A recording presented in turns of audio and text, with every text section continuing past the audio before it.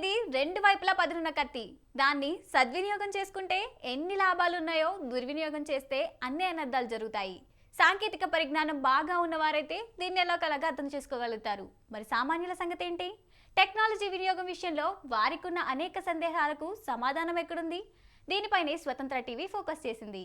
సమకాలీన సమాజంలో అందరూ ఎదుర్కొంటున్న టెక్నాలజీ సంబంధిత అంశాలతో టెక్నోటాక్స్ అనే ఓ వినూత్న కార్యక్రమాన్ని రూపొందించింది. సాంకేతికతకు సంబంధించిన అనేక కొత్త అంశాలు, వినియోగదారులు ఎదుర్కొంటున్న సమస్యలకు పరిష్కారాలు తెలిపేందుకు ప్రఖ్యాత టెక్ ఎక్స్పర్ట్ నల్లమోతు శ్రీధర్ గారు ఇప్పుడు మనతో పాటు ఉన్నారు. ఇంకెందుకు ఆలస్యం, టెక్నోటాక్స్లోకి వెళ్దామా? నమస్తే సార్. నమస్తే. ఈ మధ్య రీసెంట్గా ఆర్టిఫిషియల్ ఇంటెలిజెన్స్, రోబోటిక్స్ అనేది చాలా అడ్వాంటేజెస్ ఉన్నాయి. దానివల్ల ఎన్నైతే అడ్వాంటేజెస్ ఉన్నాయో అన్ని డిసడ్వాంటేజెస్ కూడా ఉన్నాయి. ఈ మధ్య కాలంలో చూస్తే మన రష్మిక కేసుని చూసుకోవచ్చు. డీప్ ఫేక్ అనేది చేశారు. అసలు ఎలా సాధ్యమవుతుంది అంటారు? అత్యంత ప్రమాదకరమైన విషయం ఈ మధ్యకాలంలో జరిగింది చెప్పాలంటే డీప్ ఫేక్ అని చెప్పుకోవచ్చు. ఎందుకంటే ఒక మనిషిని మెషిన్ లెర్నింగు అలాగే ఆర్టిఫిషియల్ ఇంటెలిజెన్స్ ఈ రెండు టెక్నాలజీస్ను వాడి ఆ మనిషి ఫలానా వీడియోలో ఉన్నారు అని చెప్పేసి ఫేస్ మొత్తాన్ని సూపర్ ఇంపోజ్ చేసి సృష్టించడం ఏదైతే ఉందో, కృత్రిమంగా సృష్టించడం ఏదైతే ఉందో అది 100% చాలా ప్రాబ్లమాటిక్ సమాజానికి. ఎందుకంటే చాలామంది అనుకుంటూ ఉన్నారు కేవలం రష్మిక అప్పుడే డీప్ ఫేక్ వచ్చిందని. 2016లో డీప్ ఫేక్ ఫస్ట్ అందుబాటులోకి వచ్చింది. అప్పటి నుంచి నేను పోలీస్ డిపార్ట్మెంట్ ట్రైనింగ్ ఇస్తూ డీప్ ఫేక్ ఎలా జరుగుతుంది, సో ముందు డిపార్ట్మెంట్ కేసులు వస్తే కనుక ఎలా ఇన్వెస్టిగేట్ చేయాలి, ఇదంతా కూడా డెమోస్ నేను డిపార్ట్మెంట్కి ఇస్తూ ఉండేవాడిని. చాలామంది దురదృష్టవశాత్తు 6 సంవత్సరాలు 7 సంవత్సరాల తర్వాత ఇప్పుడు వస్తున్న కేసులు చూసి ఇదేదో కొత్త టెక్నాలజీ వచ్చిందని భయపడుతున్నారు, బాధపడుతున్నారు. కానీ యాక్చువల్లీ చెప్పాలంటే యుఎస్ ప్రెసిడెంట్లకు సంబంధించినవి కావాలి ఇలాంటివన్నీ కూడా అప్పట్లో డీప్ ఫేక్లు వచ్చినాయి. అలాగే డిపార్ట్మెంట్ అబౌట్ వాడు డీప్ ఫేక్ క్రియేట్ చేసి ఇలా క్రియేట్ అవుతుందని చెప్పేసి డెమోస్ కూడా డిపార్ట్మెంట్కి ఇచ్చి ఉండేవాళ్ళం. ప్రాక్టికల్గా డీప్ ఫేక్ అనేది ఏం చేస్తుందంటే 2 వీడియో క్లిప్స్ ఇన్పుట్గా తీసుకుంటుంది. ఒక సాఫ్ట్వేర్ ఉంటుంది, కంప్యూటర్లో పనిచేసే సాఫ్ట్వేర్. ఆ సాఫ్ట్వేర్కి ర్యామ్ ఎక్కువగా ఉండాలి. ఏది ప్రీవియస్గా ఉండే 2016 నుంచి 2021 వరకు కేవలం మెషిన్ లెర్నింగ్ మీదే డీప్ ఫేక్ పనిచేసేది. ఆ తర్వాత 2021 నుంచి దానికి ఆర్టిఫిషియల్ ఇంటెలిజెన్స్ కూడా యాడ్ అయింది. 2016 నుంచి 2021 వరకు మెషిన్ లెర్నింగ్ ఉన్నప్పుడు కంప్యూటర్ శక్తివంతమైనది అయి ఉండాలి, అలాగే ర్యామ్ ఎక్కువగా ఉండాలి, గ్రాఫిక్ కార్డ్ ఎక్కువగా ఉండాలి. ఇప్పుడు ఏఐ వచ్చిన తర్వాత ఒక పనికి మాలిన చిన్న కంప్యూటర్ మీద కూడా డీప్ ఫేక్ తయారు చేసేటంత సులభతరమైంది. సో అప్పట్లో ఏం జరిగేది అన్నది కూడా ఎక్స్ప్లెయిన్ చేస్తాను. ఒక శక్తివంతమైన కంప్యూటరు, ర్యామ్ 32 GB ర్యామ్ ఉంది, అలాగే 35,000 రూపాయల ఖరీదైన గ్రాఫిక్ కార్డ్ నా దగ్గర ఉంది అనుకుందాం. అది ఉంటేనే డీప్ ఫేక్ సృష్టించగలిగేవాళ్ళు. అదేం చేసేది, 2 వీడియో క్లిప్స్ ఇన్పుట్గా ఇవ్వాలి. ఉదాహరణకి నేను ఫలానా ఎక్స్ అనే ఇంకొక వ్యక్తి ఒక న్యూస్ యాంకర్ స్వతంత్ర టీవీలో పనిచేస్తున్నారు అనుకున్నాం. నేను ఒక నార్మల్ వ్యక్తిని, నా ఫేస్ వెళ్ళేసి అతనిలాగా న్యూస్ చదివేలాగా తయారు చేయాలి. ఇది నా యొక్క గోల్. ఏది డీప్ ఫేక్ సాఫ్ట్వేర్ వాడటం ద్వారా. ఇప్పుడు నేనేం చేస్తానంటే సాఫ్ట్వేర్కి నేను మాట్లాడేటప్పుడు ఒక 2 నిమిషాల వీడియో క్లిప్ దానికి ఇస్తాను ఇన్పుట్గా. ఇచ్చినప్పుడు అదేం చేస్తుంది, నా ఫేస్ మొత్తాన్ని కూడా 30 frames per second చొప్పున ఫోటోలు తీసుకుంటూ ఉంటాయి. 5 నిమిషాలు క్లిప్ ఇస్తే 5x30 అలాగా 30 minutesకి సంబంధించిన ఫ్రేమ్స్ తీసుకుంటుంది. ఒక 5,000 6,000 ఫ్రేమ్స్ తీసుకుంటుంది. ఇప్పుడు రెండో క్లిప్ ఏంటి, ఎక్స్ అనే వ్యక్తి న్యూస్ చదివే వ్యక్తి ఉన్నారు కదా స్వతంత్ర టీవీలో, అతని క్లిప్ని ఇస్తాను. అతని ఫేస్ను కూడా అలా స్ప్లిట్ చేసి ఫ్రేమ్స్ రెడీ చేసుకుంటుంది. ఇప్పుడు ఏం చేస్తుందంటే ఎక్స్ అనే వ్యక్తి ఫేస్ ఉన్నది చూసారా, అది కదా మనం మార్చాల్సింది. ఆ వ్యక్తి ఎలా నవ్వుతారు ఇదంతా ఎవ్రీథింగ్ వచ్చేటప్పటికే వైర్ ఫ్రేమ్స్ అంటారు, లిప్ మూమెంట్స్, ఐ మూమెంట్స్, వీటన్నిటిని కూడా వైర్ ఫ్రేమ్ క్రియేట్ చేసుకుంటుంది. చేసుకొని దాన్ని ఒక మోడల్గా సేవ్ చేసుకుంటుంది. ఇదంతా ఆటోమేటిక్గా జరిగిపోతుంది, అసలు మన ఎక్స్పర్టైజ్ కూడా అవసరంలా. ఇప్పుడు నా ఫేస్ని తీసుకెళ్ళి ఆ ఫేస్ మీద అతను నవ్వినప్పుడు నవ్వటము, పెదాలు వెప్పాచినప్పుడు వెప్పాచటం, లేదా కళ్ళు క్లోజ్ చేసినప్పుడు క్లోజ్ చేయటము. సో ఇలా ప్రతి దాన్ని కూడా ఈ ఏరియా మొత్తం నుదురు దగ్గర నుంచి ఈ ఏరియా మొత్తాన్ని కూడా యాజ్ ఇట్ ఈజ్ తీసుకెళ్ళేసేసి అవతల వ్యక్తి యొక్క హావభావాలకు తగ్గట్లుగా సూపర్ ఇంపోజ్ చేస్తుంది. చేస్తే మీకు అది ఒరిజినల్లా ఫేక్ అన్న తెలిసే స్కోప్ అనేది తగ్గిపోతుంది. 80% యాక్యురసీ అప్పుడు కేవలం దీంట్లో మెషిన్ లెర్నింగ్లో ఉన్నప్పుడు సాధ్యపడేది 80% మాత్రమే, అది గుర్తుపెట్టుకోండి. సో ఇక్కడ నుదురు దగ్గర కానీ ఏదైనా తేడాలు కనపడుతూ ఉండేవి. మాకు ఫోరెన్సిక్ డిపార్ట్మెంట్కి ఏదన్నా పోలీస్ కేసు అయినప్పుడు వస్తే ఇది ఫేక్ అన్న విషయం అర్థమవుతూ ఉండేది. ఇక్కడ 2021లో ఆర్టిఫిషియల్ ఇంటెలిజెన్స్ వచ్చిన తర్వాత ఏం అవసరం లేకుండా ఇందాక 80% కాస్తే ఇప్పుడు 100% యాక్యురసీతో చాలా ఫాస్ట్గా ఒక చిన్న ఫోటో, ఇందాక వీడియో క్లిప్లు ఇచ్చాం కదా, ఇప్పుడు అవసరంలా. ఇప్పుడు ఒక చిన్న ఫోటో ఇస్తే చాలు, ఆ వ్యక్తి ఎలా నవ్వుతారు, ఎలా ఉంటారు, ఎవ్రీథింగ్ అదే ఆర్టిఫిషియల్ ఇంటెలిజెన్స్ ఊహించుకొని ఆ వ్యక్తి హావభావాలని రిప్లికేట్ చేస్తుంది. అంత సులభంగా ఈరోజు టెక్నాలజీ వచ్చింది, ఒక్క ఫోటో. అందుకనే చాలామంది చెబుతూ ఉంటారు, చాలామంది మా బుటాళ్ళని చెబుతూ ఉంటాం, మీరు ఇన్స్టాగ్రామ్లోనో ఫేస్బుక్లోనో లేదా వాట్సాప్ డీపీగానో పెట్టుకున్న ఫోటోలు కూడా మార్ఫింగ్ అవ్వచ్చు, డీప్ ఫేక్ కావచ్చు, డీప్ ఫేక్ అయ్యేసి ప్రమాదంలో పడవచ్చు అని చెప్పేసి. డీప్ ఫేక్కి మార్ఫింగ్కి ఉన్న డిఫరెన్స్ ఏంటంటారు? గతంలో మార్ఫింగ్ అనే పదం ఎక్కువగా వినపడేది కదా. మార్ఫింగ్ అంటే ఏంటంటే ఫోటోషాప్ లాంటి టూల్స్ ఉంటాయి, దాంట్లో క్లోన్ స్టాంప్ అని, బ్రష్ టూల్ అని, ఇలాంటి లాసో టూల్ అని రకరకాల టూల్స్ ఉంటాయి. ఫోటోషాప్లో ఒరిజినల్ ఫేస్ని తీసుకెళ్ళేసి అక్కడ ఆ టూల్స్ని యూజ్ చేసేసి మనం రీప్లే చేయాలనుకున్న ఫేస్ ఏదైతే ఉంటుందో ఆ ఫేస్ సూపర్ ఇంపోజ్ చేయడం అనేది అక్కడ దాంట్లో చాలా ఈజీగా తెలిసిపోయేది, ఇదేదో సంథింగ్ మ్యానిపులేట్ చేయబడిందని. సో మార్ఫింగ్ అనేది చాలా ఈజీగా గుర్తుపట్టవచ్చు, ఎందుకంటే మాన్యువల్గా మనం చేస్తాము, ఆ చేసే పద్ధతులు వచ్చేటప్పుడు ఎక్కడో పర్ఫెక్షన్ అనేది ఉండదు, పిక్సెల్స్ కరెక్ట్గా మ్యాచ్ అవ్వవు, గెడ్డం దగ్గర ఎక్కడో చోట సంథింగ్ తేడా కనపడుతుంది ఇదంతా. అలాగే దానికి కాస్త ఫోటోషాప్ తెలిసి ఉండాలి, కొద్దిగా ఎక్స్పర్టైజ్ ఉండాలి. ఇప్పుడు డీప్ ఫేక్కి అసలు ఎక్స్పర్టైజ్ అవసరంలా, జస్ట్ సాఫ్ట్వేర్లో ఒక ఫోటో ఇచ్చేసి ఏ ఫోటోగా మార్చాలో చెబితే కనుక అదే చేస్తుంది. సో ఈ విధంగా కూడా వచ్చి ఉన్నాయి. ఇంకొక దురదృష్టవశాత్తు రష్మికకు సంబంధించి మీరు చాలామంది అంటూ ఉన్నారు కదా డీప్ ఫేక్ అని చెప్పేసి అని, కేవలం వేరే వీడియో మీద ఒక ఫోటో తీసుకెళ్ళి పెట్టారు. ఓకే, ఇప్పుడు ఏం జరిగిందంటే అంతకంటే ఘోరంగా ఆర్టిఫిషియల్ ఇంటెలిజెన్స్లోనే కొత్త మెరిట్స్ వచ్చి ఉన్నాయి. ఒక మనిషి ఒక గృహప్రవేశం జరుగుతూ ఉందనుకోండి, జరుగుతూ ఉంటే ఒక గృహిణి తన ఫోటోని క్యాప్చర్ చేసుకుంది, సోషల్ మీడియాలో అప్లోడ్ చేసింది అనుకుందాం. ఆ ఫోటోని తీసుకెళ్ళి ఫేస్ను మార్చడం కాదు, ఆ మనిషి మొత్తాన్ని యాజ్ ఇట్ ఈజ్గా న్యూడ్గా తయారు చేసే టెక్నాలజీస్ కూడా దీంట్లో వచ్చి ఉన్నాయి. ఎంత దారుణమైన కండిషన్లో ఉన్నామో అర్థం చేసుకోండి. So machine learning algorithms skin టోన్ని బేస్ చేసుకొని అండర్ చేయటం ఇలాంటివి కూడా చేయగలుగుతూ ఉన్నాయి. ఆ టైప్ ఆఫ్ కంటెంట్ విపరీతంగా సోషల్ మీడియా ప్లాట్ఫామ్స్లో పోర్న్ సైట్లో సర్క్యులేట్ అవుతూ ఉంది. అందుకని ఫొటోస్ అప్లోడ్ చేసేవాళ్ళు కొద్దిగా అప్రమత్తంగా ఉండాల్సిన అవసరం ఉంది. ఇలా సోషల్ మీడియాలో ఫొటోస్ కానీ, రీల్స్ కానీ, ఇన్స్టాగ్రామ్లో కానీ, వీడియోస్ కానీ ఇవన్నీ పెట్టుకోకుండా ఉండాలంటారా, లేదంటే పబ్లిక్గా పెట్టుకోకుండా ప్రైవేట్గా పెట్టుకోవాలి అంటారా? మీరు ఒక మంచి క్వశ్చన్ ఇది. యాక్చువల్లీ దీన్ని అప్లోడ్ చేస్తే గనక ప్రాబ్లం ఉంటుంది అని చెప్పేసి మనం అనుకుంటున్నాను. చూసారా, ఫొటోస్ వీడియోస్ అప్లోడ్ చేస్తే అది కొంతవరకు వాస్తవం, కానీ అది పూర్తిగా ప్రాక్టికల్గా సాధ్యపడదు. ఎందుకో చెబుతాను. యాక్చువల్లీ ఒక వ్యక్తి వచ్చేటప్పటికి, ఒక గృహిణి ఏదో మార్కెట్కి వెళ్ళి ఉన్నారు కూరగాయలు కొనుక్కోవడం కోసం, లేదా సూపర్ మార్కెట్కి వెళ్ళి ఉన్నారు అనుకుందాం.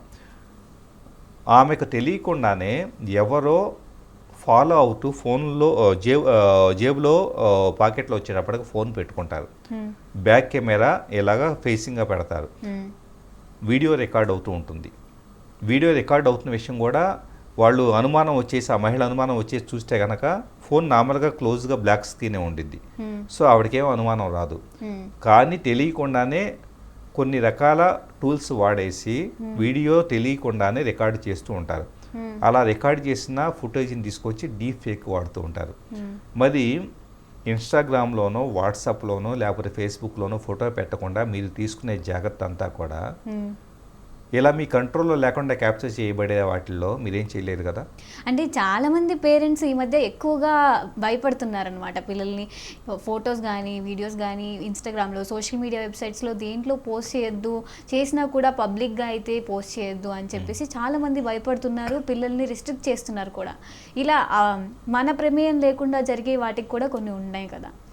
ఎగ్జాక్ట్లీ నేను మన ప్రమేయం లేకుండా జరిగే వాటిని ఎవరేం చేయలేం కాబట్టి దీనికి ఒకటే సొల్యూషన్ ప్రాక్టికల్గా చెప్పాలంటే రీసెంట్గా ఒక కేసు స్టడీ చెప్పిన తర్వాత మీకు ఆ సొల్యూషన్ చూద్దాం. ఇద్దరు 10th క్లాస్ చదివే అమ్మాయిలు వాళ్ళ వాట్సాప్లో పెట్టుకున్న డీపీని ఒక వ్యక్తి ఎలాగా డీఫేక్ చేసి మీరు నాతో స్పెండ్ చేయకపోతే కనుక వీటన్నిటిని పబ్లిక్గా పెడతాను అని చెప్పేసి అని బ్లాక్మెయిల్ చేయడం జరిగింది. వాళ్ళు ఆ హెరాస్మెంట్ తట్టుకోలేక సూసైడ్ చేసుకున్నారు. అంటే ఆఫ్టర్ ఆల్ ఒక డీఫేక్ ఎవరో రికార్డ్ చేసేసి ఇచ్చేసారని చెప్పేసి అనే దాని మీద వాళ్ళు సూసైడ్ చేసుకున్నారంటే వాళ్ళు ఎమోషనల్గా ఎంత ఇంబ్యాలెన్స్డ్గా ఉన్నారో ఫస్ట్ అర్థం చేసుకోవాలి. అందుకని ఇక్కడ సొల్యూషన్ అనేది ఏదైతే నేను చెప్పబోతున్నానో, మీరు ఇన్స్టాలో ఫోటో పెట్టుకోను, వీడియో పెట్టను, వాట్సాప్లో పెట్టను, నేను చాలా సేఫ్గా ఉంటాను, లేదా నా ప్రొఫైల్ లాక్ చేసుకున్నాను, సేఫ్గా ఉన్నానని భ్రమపడొద్దు. కంటెంట్ ఏదో పద్ధతిలో వచ్చే స్కోప్ అనేది ఉంటుంది. కానీ మీరు మానసికంగా స్థైర్యంగా ముందు ఎలాంటి ఎన్నో పంచి ఉంటాయి. ప్రతి మహిళ కూడా యాక్చువల్లీ మేము కాలేజెస్లో కానీ వీటన్నిటిలో అవేర్నెస్ యాక్టివిటీస్ చేస్తున్నాం డిపార్ట్మెంట్ తరఫున కానీ విడిగా కానీ NGOs ద్వారా కానీ. ఏంటంటే ఆడపిల్లలు అలాగే గృహిణులు మీరు మీ కంటెంట్ ఏదైనా భవిష్యత్తులో ఎలాగా దురదృష్టవశాత్తు పబ్లిక్ డొమైన్లోకి వచ్చి లేదా ఎవరైనా బ్లాక్మెయిల్ చేసినా కూడా మానసికంగా స్థైర్యాన్ని కోల్పోకుండా దీన్ని చాలా సులభంగా హ్యాండిల్ చేయవచ్చు. ఎలాగంటే ఒకటి ఫస్ట్ మీ కుటుంబ సభ్యులతో చర్చించండి. ఫ్యామిలీ సపోర్టు, ఫ్రెండ్స్ సపోర్ట్ ఉంటే ఎవరో సంథింగ్ నాది ఇలా మార్పింగ్ చేశారని చెప్పేసి చెబితే కనుక వాళ్ళు మోరల్ సపోర్ట్ ఇస్తారు. అందరూ కలిసి వెళ్ళి పోలీసులకు కంప్లైంట్ చేయటము. సో పోలీసుల ద్వారా ఫోరెన్సిక్లో అది కొంత టైం పట్టింది, అది నిజమా ఫేకా అన్నది. లేకపోతే కనుక దాన్ని ఫైండ్ అవుట్ చేయడానికి కూడా కొంత టైం పడుతుంది. ఈ లోపల ఎమోషనల్ బ్యాలెన్స్ కోల్పోయి సూసైడ్ చేసుకోవటం కన్నా సరే ఇవాళ రేపు ఇవన్నీ కామన్ అయిపోతూ ఉన్నాయి, మనం ఏం చేయలేము, మన కంట్రోల్లో లేదని దాన్ని ధైర్యంగా ఎదుర్కొనే సత్తాన్ని పొందడం అనేది మోస్ట్ ఇంపార్టెంట్ ఫ్యాక్టర్. ఎందుకంటే ఎంతో కాలం పాటు వీటిని అడ్డుకోవడం మీకు సాధ్యపడదు, మహిళలకు సాధ్యపడదు. కంటెంట్ ఏదో పద్ధతిలోకి పబ్లిక్ డొమైన్లోకి వెళ్తుంది, అది మార్పు కాకుండా అడ్డుకోవడం అనేది సాధ్యపడదు. ఉన్న ఒకే మోస్ట్ పవర్ఫుల్ సొల్యూషన్ ఏంటంటే కనుక దానికి క్వశ్చనింగ్ అంటే కనుక దాన్ని తట్టుకునే సామర్థ్యాన్ని పొందడం మాత్రమే చేయగలిగిన విషయం. మీ దగ్గరికి ఎలాంటి డీప్ ఫేక్ కేసెస్ అయితే వచ్చున్నాయి ఇప్పటి వరకు సార్? డీప్ ఫేక్వి సహజంగా ఏంటంటే చాలా వరకు ప్రైవసీ రీజన్స్ వలన బయటికి చెప్పడానికి సాధ్యపడదు. కానీ చాలా డీప్ ఫేక్ కేసెస్ వస్తూ ఉంటాయి. కాకపోతే దురదృష్టవశాత్తు ఏంటంటే ఇది ఎవరు చేశారు అన్న దాన్ని ఐడెంటిఫై చేయడం సాధ్యపడదు. ఎందుకంటే ఉదాహరణకి నేనే ఒక డీప్ ఫేక్ తయారు చేశాను అనుకోండి, చేస్తే నేను నా ఫ్రెండ్స్కి ఒక 10 మందికి షేర్ చేశాను అనుకోండి, ఆ 10 మంది ద్వారా ఒక 1000 మందికి షేర్ అయింది అనుకోండి. ఇప్పుడు 1001 వ్యక్తి దగ్గర డీప్ ఫేక్ పబ్లిక్ డొమైన్లోకి వచ్చో లేకపోతే మీకు ఎవరికి ఇంకోళ్ళకి బయటకు వచ్చేసి ఇది డీప్ ఫేక్ తయారు చేయబడింది అని చెప్పేసి అనే దాన్ని కంప్లైంట్ చేశారంటే 1001 నుంచి రివర్స్ ఇంజనీరింగ్ చేసుకుంటూ వచ్చి ఈ వ్యక్తికి ఎవరి నుంచి వచ్చింది, వాళ్ళకే ఇంకొక ఎవరి నుంచి వచ్చింది, వాళ్ళకి ఇంకెవరి నుంచి వచ్చింది, రివర్స్ ఇంజనీరింగ్ చేసుకుంటూ వచ్చి నా దాకా రావటానికి, నేను తయారు చేసే దాకా రావడానికి సాధ్యపడదు. అంత ఇన్వెస్టిగేషన్ అనేది సాగదు ఒక కేసు మీద, అంత మ్యాన్ పవర్ అనేది ఉండదు. రెండోది షేర్ చేసుకుంటూ వెళ్ళే కొద్దీ ఫైల్ ప్రాపర్టీస్ మారిపోతాయి, ఫైల్ సైజు మారిపోతుంది, ఫైళ్ళు క్లారిటీ కానీ లేకపోతే IP అడ్రస్లో మెటాడేటా అన్నీ చేంజ్ అయిపోతూ ఉంటాయి. సో ఒరిజినల్లో సృష్టించిన వ్యక్తిని పట్టుకోవడం చాలా సందర్భాల్లో అసాధ్యం. అందుకని చాలామంది పాపం వచ్చేసి దీన్ని ఎవరు చేశారో ఖచ్చితంగా వాళ్ళని శిక్షించాలని చెప్పేసి అని డిమాండ్ చేస్తూ ఉంటారు. కానీ చేసినా కూడా చేతులు మారేసి అది కంటెంట్ అనేది ఫైనల్గా కేసు దాకా వచ్చినప్పుడు దాన్ని పట్టుకోవడం కష్టం అవుతూ ఉంటుంది. ఒకటే థింగ్ ఏంటంటే ధైర్యం చెప్పడం కానీ దాన్ని ఎలా హ్యాండిల్ చేయాలో చెప్పడం కానీ సజెషన్స్ ఇవ్వటమే జరుగుతుంది. కానీ డిపార్ట్మెంట్లో మోస్ట్ ఆఫ్ ద టైమ్స్ వచ్చేటప్పటికి ఫోరెన్సిక్ దాకా కూడా చాలా కేసులు వెళ్ళవు. ఫోరెన్సిక్ దాకా ఎప్పుడు వెళ్తాయి అంటే ఒక రాజకీయ నాయకుడే ఉన్నాడు అనుకోండి, ఒక సెలబ్రిటీని ఉన్నారనుకోండి, వాళ్ళ యొక్క పరువు పోతుంది కాబట్టి అది ఒరిజినల్ ఫేక్ తెలుసుకోవాల్సినంత అవసరం వాళ్ళకు ఉంటుంది. కాబట్టి అక్కడ కొన్ని ఫోరెన్సిక్ టూల్స్ను వాడేసి, ఇమేజ్ మ్యానిపులేషన్ టూల్స్ను వాడేసి పక్క పిక్సెల్స్ మ్యాచ్ అవుతున్నాయా లేదా, సో ఇది మ్యానిపులేటెడా ఒరిజినల్, ఇదంతా కూడా ఒక రిపోర్ట్ అనేది అఫీషియల్గా ఇవ్వడం జరుగుతుంది. అప్పుడేంటి వాళ్ళు క్లెయిమ్ చేసుకోవచ్చు, ఎలాంటి నా పేరు మీద ఇలా క్రియేట్ చేసేసి నా పరువు పోగొడుతున్నారని చెప్పేసి వాళ్ళు క్లెయిమ్ చేసుకోవచ్చు. ఆటోమేటిక్గా వాళ్ళు క్లీన్ చిట్ వచ్చే స్కోప్ అనేది ఉంటుంది. కేవలం ఇది మాత్రమే కాదు, ఫొటోస్ వీడియోస్ మాత్రమే కాదు, ఇప్పుడు నేను మాట్లాడుతున్నాను, మీరు మాట్లాడుతున్నారు, మీ వాయిస్ మొత్తాన్ని క్యాప్చర్ చేసి మీరు ఎక్కడ ఒత్తి పలుకుతారు, ఏ పదాన్ని ఎలా పలుకుతారు, మొత్తం అది ఒక మోడల్ తయారు చేసుకుంటుంది. డీప్ ఆడియో అంటారు. ఒక 10 పేజీల టెక్స్ట్ ఇంగ్లీష్లోను తెలుగులో దానికి ఇస్తే ఇక నుంచి మీరు ఎలా మాట్లాడతారో యాజ్ ఇట్ ఈజ్ అలాగా రీప్రొడ్యూస్ చేయగలుగుతుంది. డీప్ ఆడియో అంటారు. అంటే ఇక ఫేక్. ఒక రాజకీయ నాయకులు ఉన్నారనుకోండి, ఫలానా కరీంనగర్ సభలో కేసీఆర్ ఇలా మాట్లాడారు అని చెప్పేసి అని ఒక వీడియో వచ్చింది అనుకోండి, ఆ వీడియోలో ఏదో ఒక అబ్యూజివ్ మాట మాట్లాడినట్లుగా సృష్టిస్తారు జనాలు. భవిష్యత్తులో మనం ఇది చూడబోతూ ఉన్నాం. సో ఇప్పుడు దాకా మిమిక్రీ చూసాం, డబ్బింగ్ చెప్పడం చూసాం, కానీ వాయిస్కి ఇలాంటిది కూడా ఒకటి ఉందని మాకు తెలియదు. ఇప్పటివరకు డీప్ ఫేక్ ఒకటే తెలుసు మాకు. డీప్ ఆడియోలో ఏంటంటే ఏ పదాలైనా జత చేయొచ్చు, ఏదైనా మధ్యలో యాడ్ చేయొచ్చు. ఇది కూడా పాసిబుల్ కాబోతూ ఉంది. ఇలాంటి కేసెస్ ఏమన్నా మీరు మీ దగ్గరకు వచ్చినాయా? డీప్ ఆడియో ఎప్పటిదాకా ఏమి రాలేదు. యాక్చువల్లీ డీప్ ఆడియోలో వచ్చేటప్పటికి ఇంగ్లీషు కంటెంటే ప్రస్తుతానికి పాసిబుల్ అవుతుంది. తెలుగు భాష కానీ దాన్ని రీప్రొడ్యూస్ చేయడం కానీ ఇంకా టెక్నాలజీ అంతగా ఎవాల్వ్ కాలేదు. నెక్స్ట్ 1 or 2 yearsలో ప్రపంచ భాషలు అన్నింటిలో డీప్ ఆడియో చేసే ఇది వస్తుంది. సో అప్పుడు ఏదన్నా కేసెస్ ఎక్కువగా వచ్చే స్కోప్ అనేది ఉంటుంది. కానీ ఒకటి గుర్తుపెట్టుకోవాలి, ఆర్టిఫిషియల్ ఇంటెలిజెన్స్, మెషిన్ లెర్నింగ్ ఇవి సమాజానికి ఎంత మేలు చేకూరుస్తూ ఉన్నాయో. ఉదాహరణకి మెషిన్ లెర్నింగ్ని తీసుకుంటే ఈరోజు మీరు ట్రైన్ టికెట్ బుక్ చేసుకునేటప్పుడు ఐఆర్సిటీసీలో ఇది కన్ఫర్మ్ అయ్యే అవకాశం 87% ఉందో లేదా 50% ఉందో అని గత 13 సంవత్సరాలుగా ఫలానా రోజున బుక్ చేస్తే అది బుక్ కన్ఫర్మ్ అవుతుందా లేదా ట్రెండ్స్ని అది అనలైజ్ చేసి మనకు చూపిస్తుంది. అది ఎలా చూపిస్తుందంటే మెషిన్ లెర్నింగ్ ఆల్గరిథం ద్వారా. అంత అడ్వాంటేజ్ ఉంది మెషిన్ లెర్నింగ్తో. అదే మెషిన్ లెర్నింగ్తో ఒక వ్యక్తికి హార్ట్ అటాక్ వచ్చే స్కోప్ ఉందా లేదా కూడా 10 ఏళ్ల ముందే గుర్తించవచ్చు. క్యాన్సర్ వస్తుందో లేదో గుర్తించవచ్చు. ఒక పక్క అడ్వాంటేజ్లు ఎలా ఉన్నాయి, మరో పక్క ఇదే ఆర్టిఫిషియల్ ఇంటెలిజెన్స్తో డీప్ ఫేక్ లాంటి ప్రమాదాలు ఉన్నాయి.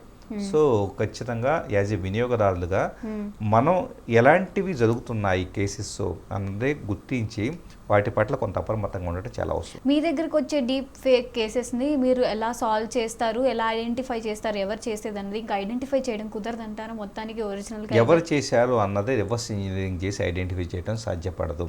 ఉదాహరణకి నేను 4K క్వాలిటీలో, హై రెజల్యూషన్ క్వాలిటీలో ఒక డీప్ ఫేక్ తయారు చేశాను అనుకోండి. నేను ఇంతకుముందు చెప్పినట్లు ఫ్రెండ్స్కి షేర్ చేసినప్పుడు ఎలా షేర్ చేస్తాను? వాట్సాప్ ద్వారాను ఇంకో పద్ధతిలో షేర్ చేస్తాను. ఫైల్ షేర్ అవుతూ ఉండే కొద్దీ దాన్ని ఫైల్ సైజు కాంప్రమైజ్ అవుతుంది, పిక్సలేట్ అవుతుంది. సో హెచ్డి క్వాలిటీలో అయినా కూడా కంప్రెషన్ ఆల్గరిథమ్స్ ఉండే వాట్సాప్లో వీటన్నిటిలో. యూట్యూబ్లో అప్లోడ్ చేసినా కానీ ప్రైవేట్గా అది కూడా ఫైల్ సైజ్ని కంప్రెస్ చేసిన డీటెయిల్ మిస్ అవుతుంది. సో మీరు డౌన్లోడ్ చేసుకున్నారు, మీరు ఇంకొకరికి షేర్ చేస్తారు, వాళ్ళు ఇంకొకరికి షేర్ చేస్తారు. ప్రతి ట్రాన్స్ఫర్కి, ప్రతి షేర్కి కూడా క్వాలిటీ మిస్ అవుతూ ఉంటుంది. అలాగే ఐపీ అడ్రస్లు చేంజ్ అవుతూ ఉంటాయి. సో ఎవరి ద్వారా ఎవరికి వచ్చారన్నదే ప్రతి ఒక్కళ్ళని 50 మందికి షేర్ చేశారు అనుకోండి, 50 మందిని ఇన్వెస్టిగేట్ చేసి ప్రతి ఒక్కళ్ళని అడుగుతా వచ్చేసి ఆ కేసుని సాల్వ్ చేసేటంత మ్యాన్ పవర్ డిపార్ట్మెంట్ కొంత ఆలోచించండి. ఇది హత్య కాదు, ఒక రాజకీయ నాయకుడు హత్య కాదు, లేకపోతే ఇంకోటి కాదు. సో వాటికి ప్రామినెంట్ ఇంపార్టెన్స్ అనేది డిపార్ట్మెంట్లు ఇవ్వగలుగుతాయి. కానీ ఎందుకంటే ఉన్న లిమిటెడ్ మ్యాన్ పవర్, అంటే సామాన్యుడికి ఎలాంటి న్యాయం చేయలేరంటారా మీరు? అంటే టెక్నాలజీకి సంబంధించిన కేసెస్లో, ఎందుకంటే ఉన్న విషయాలు ప్రాక్టికల్గా చెప్పుకోవాలి కాబట్టి టెక్నాలజీకి సంబంధించిన కేసెస్లో అంత మ్యాన్ పవర్ లేదు. ఎందుకు మ్యాన్ పవర్ లేదంటే, ఉదాహరణకి మీరు ప్రతి ఊళ్ళో పోలీస్ స్టేషన్ ఉంది కదా, వాళ్ళు డీల్ చేయొచ్చు కదా అని చెప్పేసి మీరు అనుకోవచ్చు. ప్రతి ఊళ్ళో ఒక పోలీస్ స్టేషన్లో 10 మంది స్టాఫ్ ఉంటే వాళ్ళలో ఒక్కళ్ళకో మహా అయితే 2 మాత్రమే టెక్నికల్ నాలెడ్జ్ ఉంటుంది. వాళ్ళలో ఒక్కళ్ళకో 2 దగ్గర మాత్రమే ఒక మాదిరి కంప్యూటర్లు ఉంటాయి. అంటే ఆ పర్టికులర్ పోలీస్ స్టేషన్ ఒకటే పవర్ఫుల్ కంప్యూటర్ ఉంటుంది. ఆ ఊళ్ళో ఏదైనా కానీ, ఉదాహరణ కామారెడ్డి అనే ఊరు ఉందనుకోండి, ఆ ఊళ్ళో కేసు జరిగితే వాళ్ళు డీప్ ఫేక్ని అక్కడ అనలైజ్ చేయలేరు. వాళ్ళు హైదరాబాద్కి ఫోరెన్సిక్కి పంపించాలి. సో అన్నీ సెంట్రలైజ్డ్గా ఏపీ తెలంగాణలో జరిగే ఎంత హైదరాబాద్కి రావాలంటే కనుక ఎన్ని కేసులు వీళ్ళు డీల్ చేయగలుగుతారు ఆలోచించండి. ఓకే, సరే. ఆ వీడియోని ఎవరు ఒరిజినల్గా చేశారో అది ఐడెంటిఫై చేయలేరు, అంత మ్యాన్ పవర్ లేదు, ఓకే. బట్ అప్లోడ్ చేసిన వీడియోని, వైరల్ అవుతున్న ఏదైతే ట్రెండింగ్లో ఉన్న వీడియోని, అలాంటి వీడియోస్ని రిమూవ్ చేసే యాక్షన్ అయితే తీసుకుంటారు 100%. ఎందుకంటే ఏ ప్లాట్ఫామ్స్లో సర్క్యులేట్ అవుతున్నాయి. వాట్సాప్ లాంటి వాటిలో ఏంటంటే 1-to-1 షేరింగ్ జరుగుతుంది కాబట్టి వాటిని అడ్డుకోలేరు. యాక్చువల్లీ పబ్లిక్ ప్లాట్ఫామ్స్ ఏదైనా వెబ్సైట్లో కానీ, లేదా ఫేస్బుక్ లాంటి పబ్లిక్ వాటిలో షేర్ చేస్తున్నా కానీ లేదా ఫైల్ ట్రాన్స్ఫర్ సైట్లు ఉంటాయి కొన్ని, ర్యాపిడ్ గేటర్ అని ఇలాంటివి ఉంటాయి, వాటిల్లో షేర్ అవుతున్నా కానీ లేదా పోర్న్ సైట్లలో అప్లోడ్ అయినా కూడా వాటన్నిటిలో కూడా ఆ లింకులు తొలగించేలాగా పోలీస్ డిపార్ట్మెంట్ చర్యలు తీసుకోగలుగుతుంది. సో వెంటనే వాటికి డిఎంసీఏ నోటీస్ పంపిస్తారు, లేదా కేసు ఫైల్ అయింది అని చెప్పేసి అని వెంటనే రిమూవల్ రిక్వెస్ట్ పంపిస్తారు. పంపిస్తే దే హ్యావ్ టు రిమూవ్ ఆటోమేటిక్గా. దాని నుంచి అయితే ఖచ్చితంగా సోషల్ మీడియా అప్లికేషన్స్కి పంపుతారా లేదంటే పంపిస్తారు, అన్నిటికీ ఏవైతే కనుక ఫేస్బుక్ కానీ ఇన్స్టా కానీ అన్నిటికీ పంపిస్తారు. అందుకనే ఆ టైప్ ఆఫ్ కంటెంట్ ఏదైనా ప్రమాదకరమైన కంటెంట్ ఉంటే కనుక రిమూవల్ జరుగుతూనే ఉంటుంది. సామాన్యుడికి కూడా 100% సామాన్యులు కూడా జరుగుతుంది. అండ్ ఇవి యూస్ చేసుకొని డబ్బులు డిమాండ్ చేసే ఒక టీం కూడా ఉంటుంది. వాళ్ళకి ఎలా చెప్తారు, వాళ్ళని ఎలా? మెయిన్ ఏం జరుగుతుందంటే ఈ మధ్య డీఫేక్ని వాడుకొని ముఖ్యంగా లోన్ అప్లికేషన్స్లో ఎక్కువగా ఇది జరుగుతుంది. ఉదాహరణకి ఎవరో కాలేజ్ గోయింగ్ స్టూడెంట్ ఏంటంటే పాకెట్ మనీ కోసమో లేకపోతే ఇంకా ఏదైనా ఒక 50,000 లోన్ తీసుకుంటారు, లేదా 20,000 లోన్ తీసుకుంటారు ఏదో అప్లికేషన్లో. ఎలాంటి డాక్యుమెంట్లు అవసరం ఉండవు. వాళ్ళు ఏం చేస్తారు, లోన్ ఇస్తారు కదా, ఇచ్చిన తర్వాత వాళ్ళ కాంటాక్ట్స్ అంతా కూడా కాపీ చేసేసుకుంటారు, కాంటాక్ట్ లిస్ట్ అప్లోడ్ అవుతుంది. ఇప్పుడు ఇతని ఫోటోని మార్ఫింగ్ చేసేసి డీఫేక్ చేసేసి వాళ్ళందరికీ కూడా ఇతను డబ్బులు పే చేయకపోతే కనుక, సో నీది న్యూడ్ వీడియో తయారు చేసావు, మీ ఫ్రెండ్స్కి అందరికి పంపిస్తున్నావు కాబట్టి నువ్వు డబ్బులు పే చేయకపోతే జాగ్రత్త అని బ్లాక్మెయిల్ చేయడం స్టార్ట్ చేస్తూ ఉంటారు. సో ఇలాంటి కేసులు చాలా జరుగుతూ ఉన్నాయి. సో వీటిల్లో ఒకటే థింగ్ ఏంటంటే, అలాగే కొన్ని ఏంటంటే ఆన్లైన్లో వీడియో కాల్ అవతల వ్యక్తి వచ్చేటప్పటికే వీడియో రికార్డ్ చేసుకొని బ్లాక్మెయిల్ చేయడం ఇలాంటివి కూడా జరుగుతూ ఉంటాయి. రెస్పాండ్ కాకుండా ఉంటే చాలా బెటరు. డబ్బులు వేయటమో, ఇదేదో పబ్లిక్ అయిపోతున్న డబ్బులు వేయటమో, లేదా వాళ్ళని బతిమలాడుకోవడం చేస్తే కనుక, అంటే కేసెస్ ట్రెండ్స్ని బట్టి చూస్తున్న ఇదేంటంటే, మీ రెస్పాండ్ అయినంత కాలం వాళ్ళు మిమ్మల్ని బ్లాక్మెయిల్ చేస్తూనే ఉంటారు. ప్రతిసారి 10,000, 20,000, 50,000 డబ్బులు వేస్తూ ఉండాలి. రెస్పాండ్ కాకుండా సింపుల్గా ఇగ్నోర్ చేసి నీకు కావాల్సినవి నువ్వు చేసుకో, నాకు సంబంధం లేదంటే కనుక వాళ్ళకే మనొక్కళ్ళ మీదే టైం స్పెండ్ చేసే ఇది ఉండదు. వాళ్ళు మిగతా క్లయింట్ని వీళ్ళేం పట్టించుకోవట్లేదు, ఇంకొకళ్ళనే బ్లాక్మెయిల్ చేద్దామని వేరే వాళ్ళని టార్గెట్ చేయడం స్టార్ట్ చేస్తూ ఉంటారు. సో కేసెస్లో వచ్చేటప్పుడు ఎవరన్నా కానీ డీఫేక్ చేసి బ్లాక్మెయిల్ చేయడం చేస్తున్నారు అనుకోండి, అసలు పట్టించుకోవద్దు, సింపుల్గా ఇగ్నోర్ చేస్తే కనుక ఏం జరగదు. సో డెఫినెట్గా ఇలాంటి జాగ్రత్తలు తీసుకుంటే సరిపోతుంది. ఈ డీప్ ఫేక్ చేసే వాళ్ళకి ఏమైనా పర్టికులర్ టీమ్స్ కానీ గ్రూప్స్ కానీ ఉంటాయా, లేదంటే ఒక సింగిల్ పర్సన్ ఇవన్నీ చేయగలుగుతారా? సింగిల్ పర్సన్ చేయగలుగుతారు, టీమ్స్ ఉంటాయి. అదే ఆర్గనైజ్డ్ క్రైమ్ అనుకోండి, ఇంతకుముందు మనం చెప్పినట్లు లోన్ అప్లికేషన్స్ ఇలాంటివి అయినా కానీ, లేకపోతే కనుక సెక్స్ చాట్ అని చెప్పేసి డీఫేక్ చేసేసి మెసేజ్లు వచ్చేలాగా వాట్సాప్లో చేసే కొంతమంది ఒక 10-20 మంది టీం కూడా చేసే స్కోప్ అనేది ఉంటుంది. లేదా సింగిల్గా కూడా డీఫేక్ చేసే స్కోప్ అనేది ఉంటుంది. కానీ అది వాళ్ళు క్రైమ్ డబ్బు సంపాదించడం కోసం చేస్తుంటే అది ఆర్గనైజ్డ్గా ఉంటుంది. లేదా క్యాజువల్గా ఏంటంటే, ఇప్పుడు ఎవరో కాలేజ్ గోయింగ్ ఒక అబ్బాయి ఒక అమ్మాయిని ప్రేమించాడు, ఆ అమ్మాయి ఒప్పుకోవట్లేదు, సో బ్లాక్మెయిల్ చేయాలనుకున్నాడు అనుకోండి, డీఫేక్ చేసి బ్లాక్మెయిల్ చేస్తూ ఉంటాడు. అది సింగిల్ లెవెల్లో ఉంటుంది. అలా కాకుండా ఇప్పుడు ఒక ఇద్దరు వ్యక్తుల మధ్య తీసుకున్న ఒక ప్రైవేట్ వీడియోని వేరే వేరే వెబ్సైట్స్లో కానీ పోస్ట్ చేయడం, బ్లాక్మెయిల్ చేయడం అలా కూడా జరుగుతుంది. ఇవి ఎక్కువగా చూసుకుంటే పెళ్ళికి కానీ ప్రేమ జంటల మధ్య అయితే ఎక్కువగా జరుగుతుంది. అలాంటి కేసెస్ చాలా వేల లక్షలు కేసెస్ అయితే మీ దగ్గరకు వచ్చినాయి. అలాంటి వాటిని ఎలా సాల్వ్ చేస్తారు, మీరు ఎలా ధైర్యం చెప్తారు ఒక అమ్మాయికి? ముఖ్యంగా చెప్పాలంటే అలాంటి వాటిలో ఆ వెబ్సైట్ నుంచి వెంటనే రిమూవ్ చేయించడం జరుగుతూ ఉంటుంది. డిఎంసీఏ నోటీసు, టేక్ డౌన్ నోటీస్ అనేది ఇవ్వడం ద్వారా వెంటనే రిమూవ్ చేయించడం జరుగుతుంది. అలాగే అది ఇద్దరు వ్యక్తులకు సంబంధించింది కాబట్టి ఆ రెండో వ్యక్తి కూడా ట్రేస్ చేయడానికి స్కోప్ ఉంటుంది కాబట్టి అతన్ని అరెస్ట్ చేసి వెంటనే కౌన్సిలింగ్ ఇవ్వడం కావచ్చు, లేకపోతే ఇక దాన్ని నిరూపించేసి జైలు శిక్ష వేసే సందర్భాలు కూడా ఉంటూ ఉంటాయి. అలాగే అమ్మాయికి వచ్చేటప్పటికి ధైర్యం చెప్పడం కావచ్చు, పేరెంట్స్కి ముఖ్యంగా పేరెంట్స్ ఇబ్బంది పడకుండా అలాగే పేరెంట్స్కి ఎక్కువ కౌన్సిలింగ్ ఇవ్వాల్సి ఉంటుంది ఇలాంటి కేసెస్లో. ఎందుకంటే కనుక వాళ్ళు అబ్యూజివ్గా మాట్లాడటం, బిహేవ్ చేయటం తమ పిల్లల పట్ల ఉంటుంది కాబట్టి పేరెంట్స్ కౌన్సిలింగ్ ఇలాంటివన్నీ జరుగుతూ ఉంటాయి.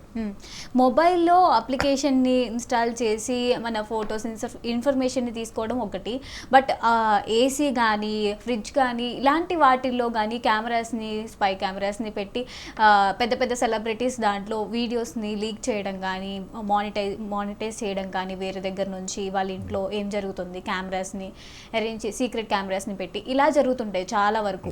సో అలాంటి కేసెస్ మీ దగ్గరికి ఎన్ని వస్తే ఎలా సాల్వ్ చేస్తారు వాటిని? మెయిన్ ఏంటంటే స్పై కెమెరాస్, సీక్రెట్ కెమెరాస్ ఏవైతే ఉంటాయో ఆల్మోస్ట్ ఏంటంటే చాలా తక్కువ ధరకు వస్తూ ఉన్నాయి బాత్రూమ్స్లో కానీ, లేకపోతే కొన్ని చోట్ల హోటల్ రూమ్స్ బయట ప్లేసెస్కి వెళ్ళినప్పుడు 3 star 5 star A type of hotel అయినా కూడా కొన్ని హోటల్స్లో కాంప్రమైజ్ అయ్యి కెమెరాస్ అమర్చుతూ ఉంటారు. కొన్ని చోట్ల మీరు అన్నట్టు సెలబ్రిటీస్కి సంబంధించి వాళ్ళ ఇళ్లలో కూడా అక్కడికి వచ్చే వర్కర్స్ కానీ ఎవరైనా కానీ అమర్చేసుకోప్ అనేది ఉంటుంది. సో ఎప్పుడూ కూడా స్పై కెమెరాస్ విషయంలో స్పై కెమెరా డిటెక్టర్ లాంటి కొన్ని అప్లికేషన్స్ ఉంటాయి. వాటి ద్వారా కానీ బగ్ డిటెక్టర్ లాంటి చిన్న డివైస్లు ఉంటాయి. వాటి ద్వారా కానీ స్కాన్ చేసుకోవడం అనేది ఒకటే. అది కొద్ది కాంప్లికేట్ అయినా టైం తీసుకుంటుంది, అయినా కూడా స్కాన్ చేసుకోవడం. ఒకవేళ అలాంటి ఫుటేజ్ ఏదన్నా వస్తే కనుక చాలా కేసెస్లో హాస్టల్స్లో, ఉమెన్ హాస్టల్స్లో వీటిల్లో చెన్నైలో బాత్రూంలో పెట్టిన కెమెరాలు అలా చాలా కేసులు వచ్చి ఉన్నాయి. సో మనిషి ఇవాళ కాకపోతే రేపైనా ఐడెంటిఫై అవుతారు. వాళ్ళని పట్టుకొని ఆ ఫుటేజ్ మొత్తం కలెక్ట్ చేసుకొని సో విక్టిమ్స్కి అయితే కనుక ధైర్యం చేయడం అనేది జరుగుతూ ఉంటుంది. సో అంతకన్నా యాక్చువల్లీ అంతకు మించి చేయడానికి కూడా ఏమి స్కోప్ లేదు. ఎవరికి వాళ్ళు జాగ్రత్త తీసుకోవడం మాత్రమే మోస్ట్ ఇంపార్టెంట్. ఎక్కడైనా మన ప్రైవసీ కాంప్రమైజ్ అవుతుందంటే కనుక 1కి 10 సార్లు వెరిఫై చేసుకోవడం, జాగ్రత్త పడటం మాత్రమే చేయగలిగింది. పబ్లిక్ డొమైన్లో చాలా జాగ్రత్తగా ఉండటం చాలా అవసరం. హాస్టల్స్లో ఉన్నప్పుడు కానీ, లేదా సంథింగ్ ట్రయల్ రూమ్స్కి వెళ్ళినప్పుడు కానీ, స్మృతి ఇరానీ గోవా కేసు చాలామందికి తెలిసే ఉంటుంది. సో ఒక ట్రయల్ రూమ్లో కెమెరా పెట్టడం జరిగింది. ఇలా చాలా థింగ్స్ జరుగుతూ ఉంటాయి. ఎప్పటికప్పుడు అప్రమత్తంగా ఉండటానికి మించి ఎలాంటి సొల్యూషన్ లేదు.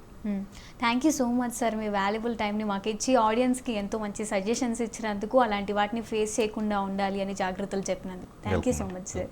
చూసారు కదా, ఇది ఇవాల్టి టెక్నోటాక్స్. మరొక అంశంతో మళ్ళీ కలుద్దాం. అంటిల్ దెన్ కీప్ వాచింగ్ స్వతంత్ర టీవీ.